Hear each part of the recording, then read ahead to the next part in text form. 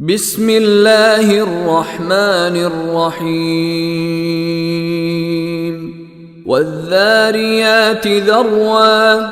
فالحاملات وقرا فالجاريات يسرا فالمقسمات أمرا إنما توعدون لصادق وإن الدين لواقع والسماء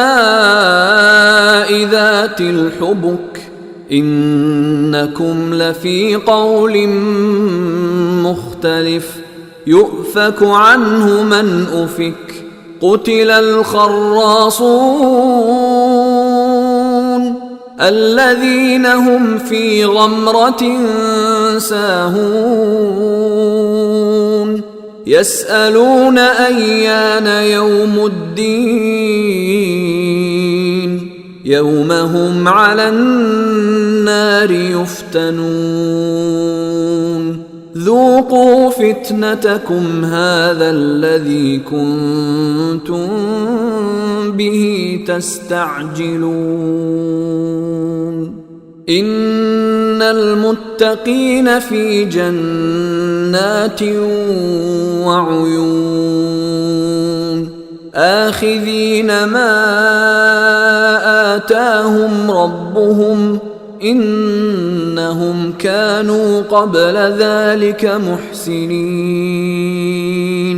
كانوا قليلا من الليل ما يهجعون وبالأسحار هم يستغفرون وفي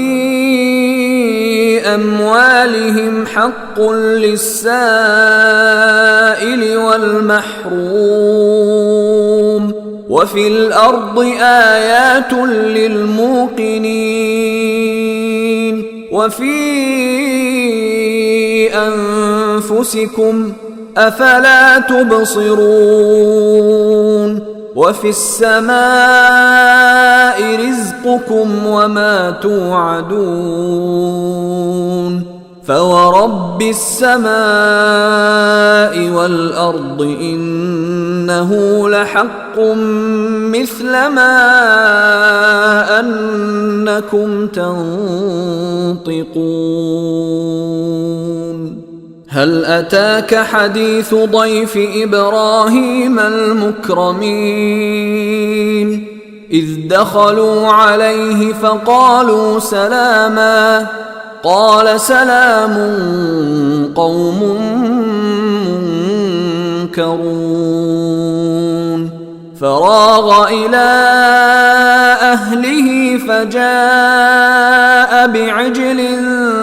سمين فقربه إليهم قال ألا تأكلون فأوجس منهم خيفة قالوا لا تخف وبشروه بغلام عليم فأقبلت امرأته في صرة فصكت وجهها وقالت عجوز عقيم قالوا كذلك قال ربك إنه هو الحكيم العليم قال فما خطبكم أيها المرسلون قالوا إنا أرسلنا إلى قوم مجرمين لنرسل عليهم حجارة من طين مسومة عند ربك للمسرفين فأخرجنا من كان فيها من المؤمنين فما وجدنا فيها غير بيت من المسلمين وتركنا فيها آية للذين يخافون العذاب الأليم وفي موسى إذ أرسلناه إلى فرعون بسلطان مبين فتولى بركنه وقال ساحر أو مجنون فأخذناه وجنوده فنبذناهم في اليم وهو مليم وفي عاد إذ أرسلنا عليهم الريح العقيم ما تذر من شيء أتت عليه إلا جعلته كالرميم وفي ثمود إذ قيل لهم تمتعوا حتى حين فعتوا عن أمر ربهم فأخذتهم الصاعقة وهم ينظرون فما استطاعوا من قيام وما كانوا منتصرين وقوم نوح من قبل إنهم كانوا قوما فاسقين والسماء بنيناها بأيد وإنا لموسعون والأرض فرشناها فنعم الماهدون